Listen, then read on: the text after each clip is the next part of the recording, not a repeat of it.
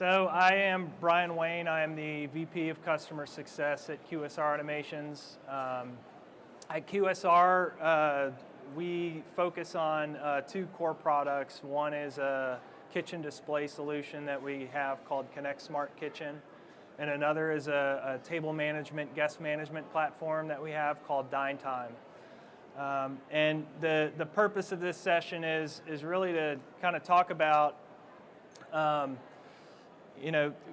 you have so much data available for you in your restaurants through not only these two products that we sell, but through many other products as well. And what I've found throughout the years is it's amazing how often people will use products like ours just to improve operations in the restaurant, but they don't really actually kind of circle back around and take a look at the data that these products are generating for them. So, one of the big benefits of using technology in your restaurant, it's not only to improve operations, but also to pull data that you wouldn't otherwise get. So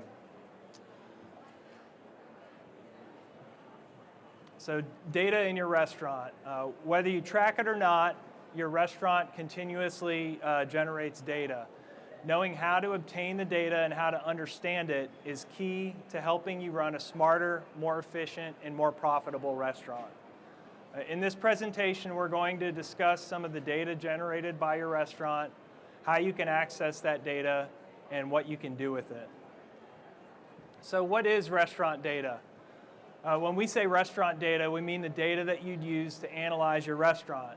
Some examples would be how many orders went through your kitchen on a given night, or how many guests walked in the door and were seated, what was the average wait time for a party of 4, those types of things.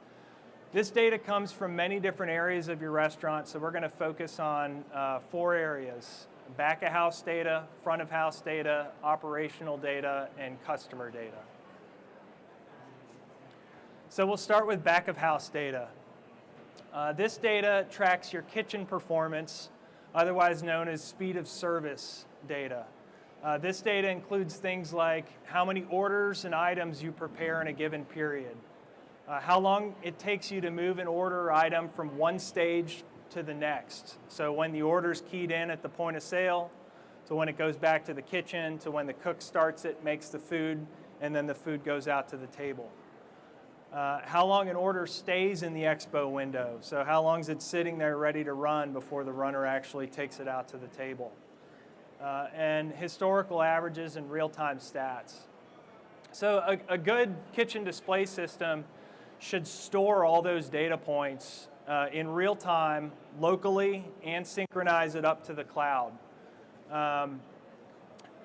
Some examples of real-time data that the restaurants can use. For people familiar with kitchen display systems, one of the common things is just an average bump time or prep time of that item, of that screen on top of each screen. So you can walk next to the grill and see the grill is running an average of 8-minute ticket times right now, or my expo is running 12-minute ticket times.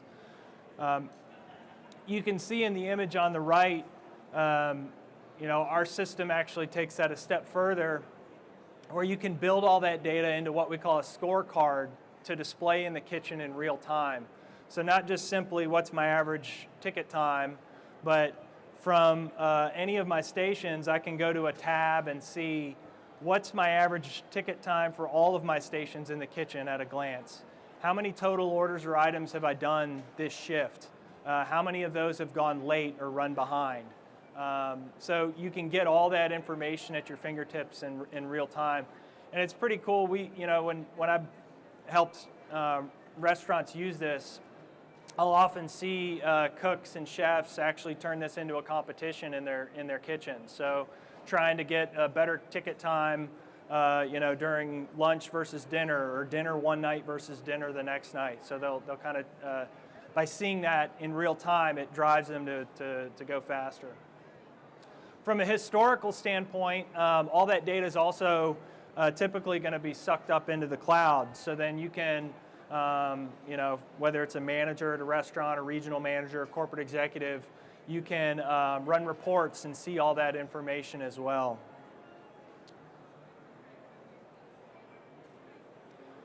So how do you obtain the back-of-house data? Well, a good automated KDS will track this data for you. It should make this data accessible and easy to measure. It should track and record each event in the kitchen. So what I mean by that is, when did the order get sent in from the point of sale? When did the item show up on the grill screen? When did the grill cook start making that item? Did that item run late? When did the grill cook bump the item off? What's the difference between the first item on the check and the last item on the check hitting the window? When did the whole order go prepared? How long did it take before it was run out to the table? So we have all these little milestones in the life cycle of that order going back to the kitchen and out to the table that we can track every single one of those. It should write the data in real time to a disk, which synchronizes it to the cloud. So that's one part of it. I think it's also important when you're using a system like this that it has an API available if you'd like to pull that data either into another third-party system where you can use it or your own data warehouse if you've got that. So don't lock it down in such a way that you can't just use a report that us or a different vendor is giving you, but allow you to actually take those raw data points. It should be able to view metrics by station, order type, course type, and item type.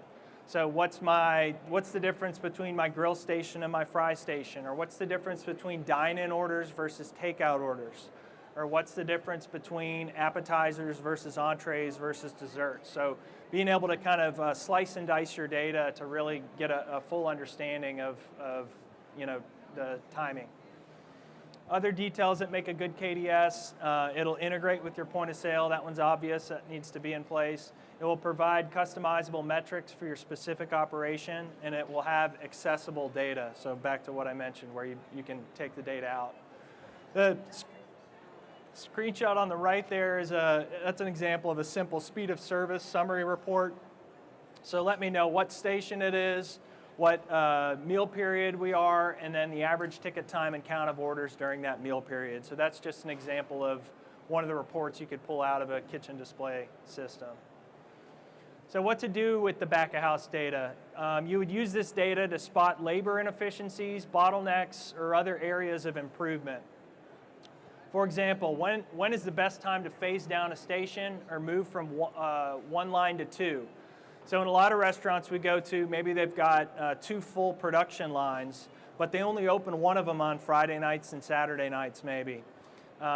By looking at the data, you can really get an understanding of when it makes sense to open that second line.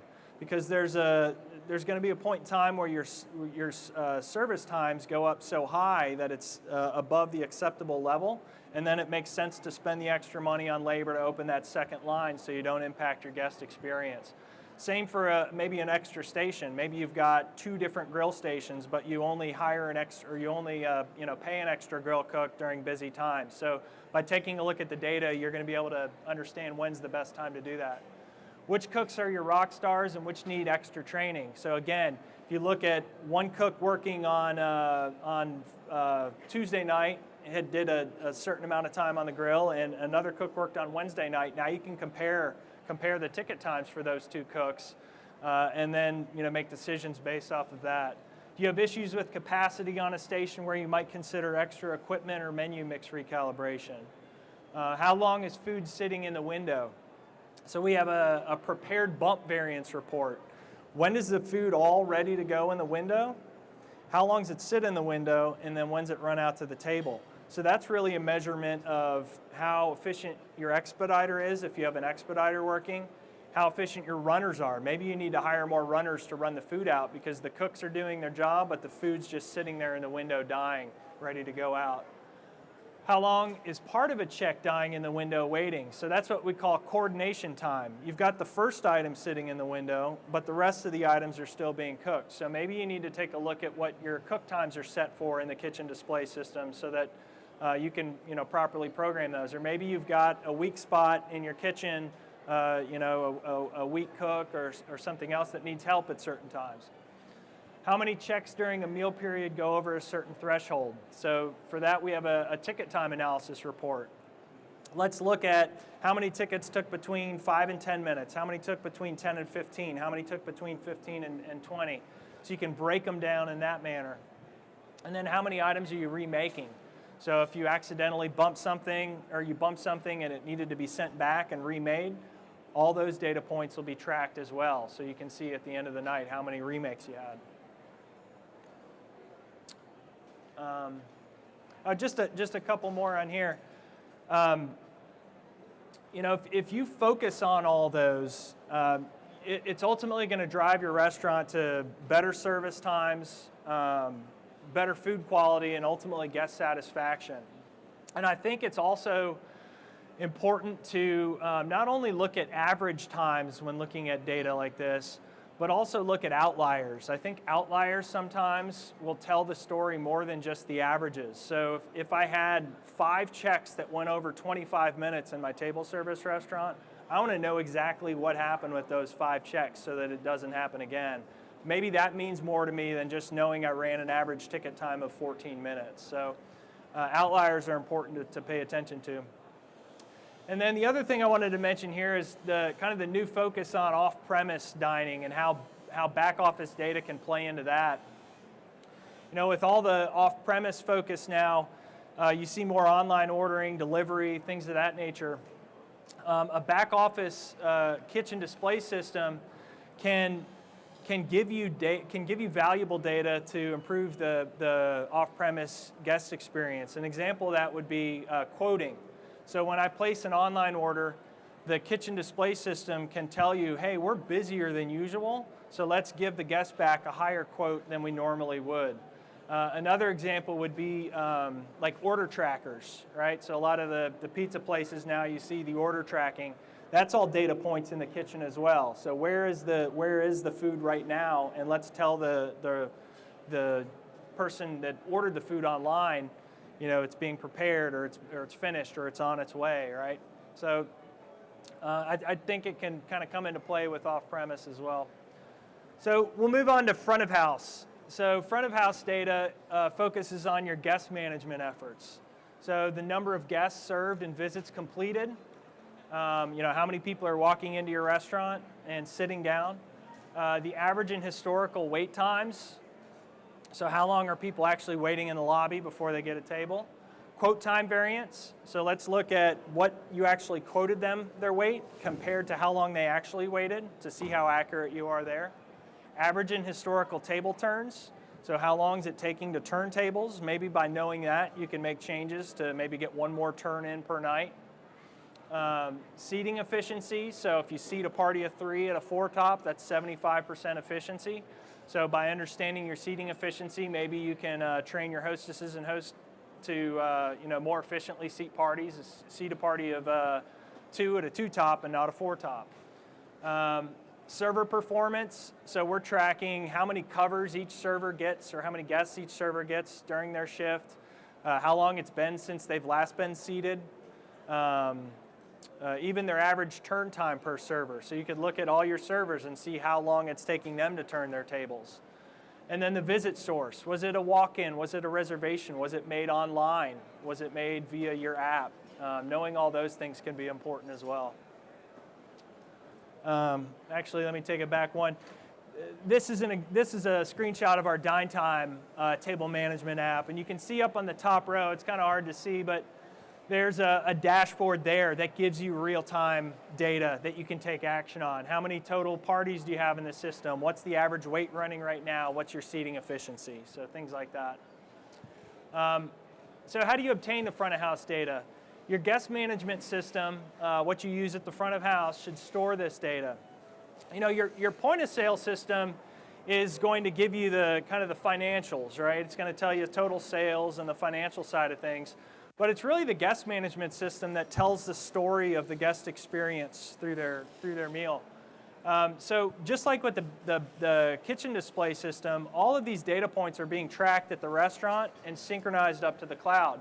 So you can log into a portal and see you know, real-time data and dashboards. You can run reports over the past month and get access to that data. And similarly with the back of house, it's important to have an API to access that data, again, if you've got a third party or data warehouse as well. So what to do with your front of house data?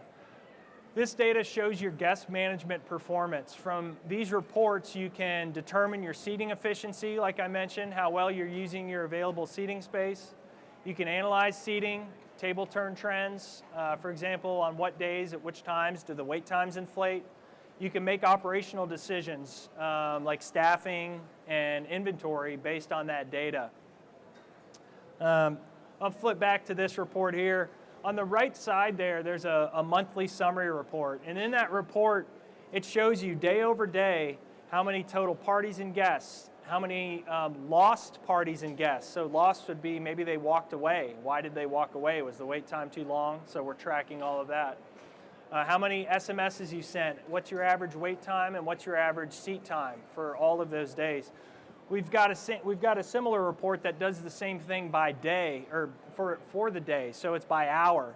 And I think that one's especially powerful when you look at kind of the ebbs and flows of how many parties you're getting in per hour and what the average turn time is.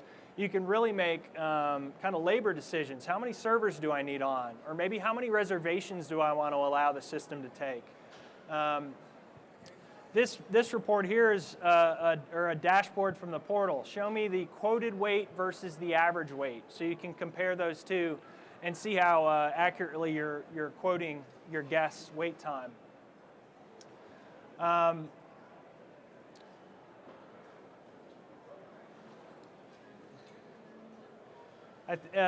The other one too there is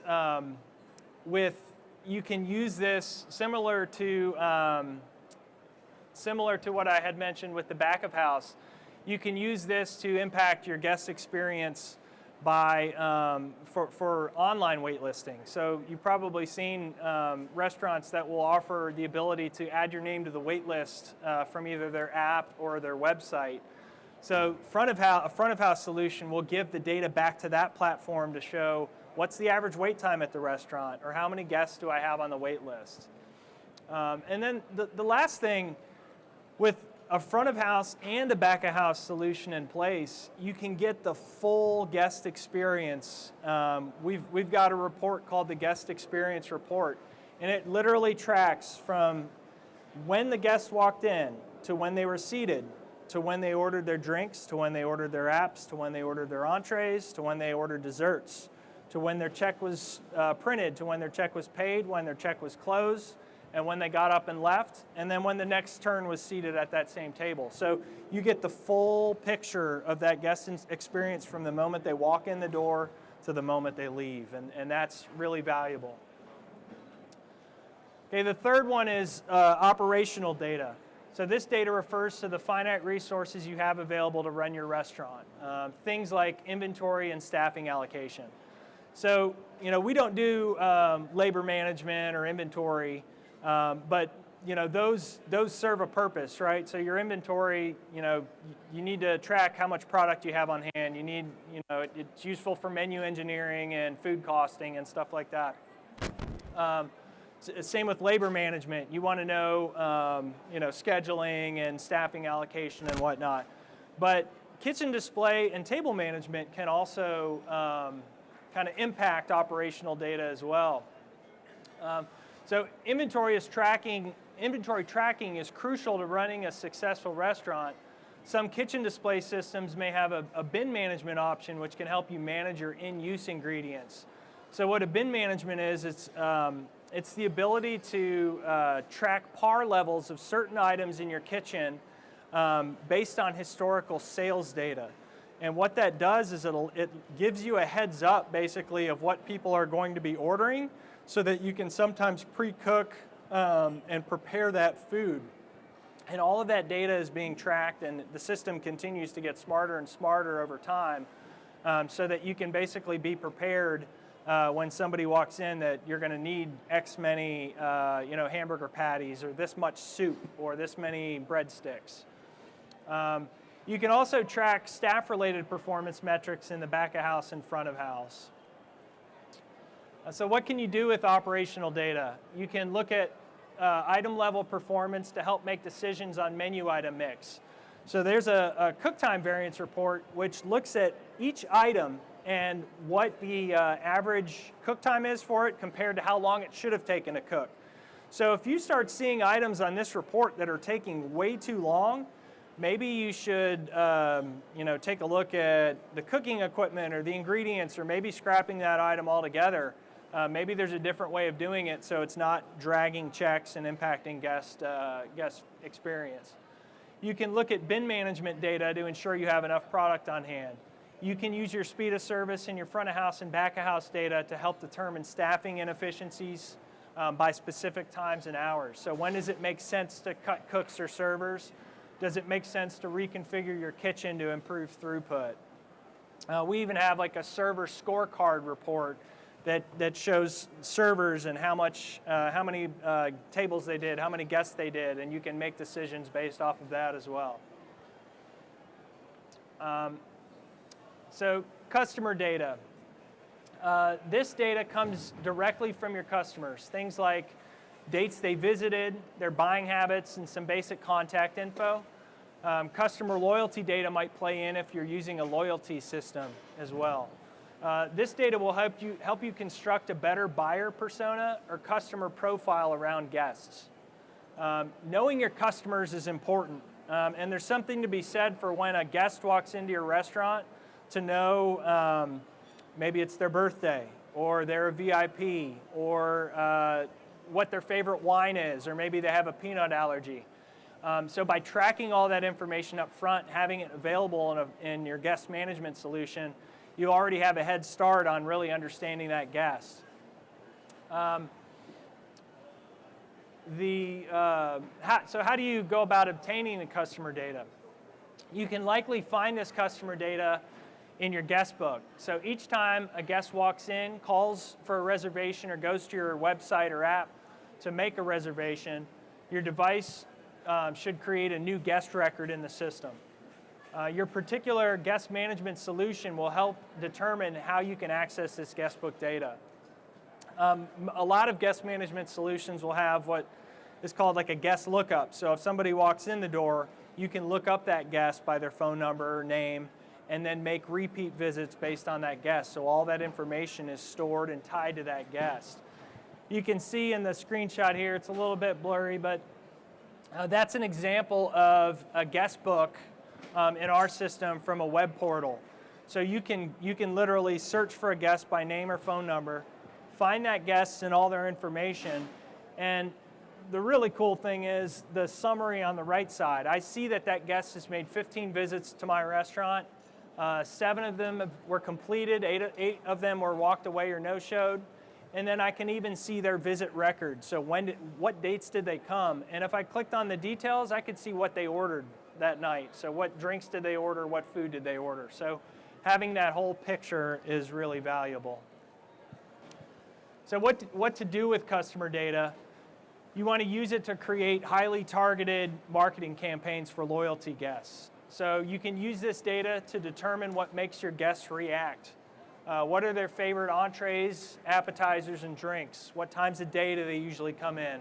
How much money do they usually spend? How big is their party? How often do they make reservations versus walk-ins? And how often do they cancel, no-show, or walk away? So all this data you can typically export into a spreadsheet and get, I want to see the full list of everyone who's provided me with the phone number and email address. And then I can marry that to their historical visit data and really create targeted marketing campaigns, emails, and other types of campaigns. All right, so that was front of house, back of house operations, and customer data. Hopefully you guys enjoyed the presentation, and if you have any questions, let me know.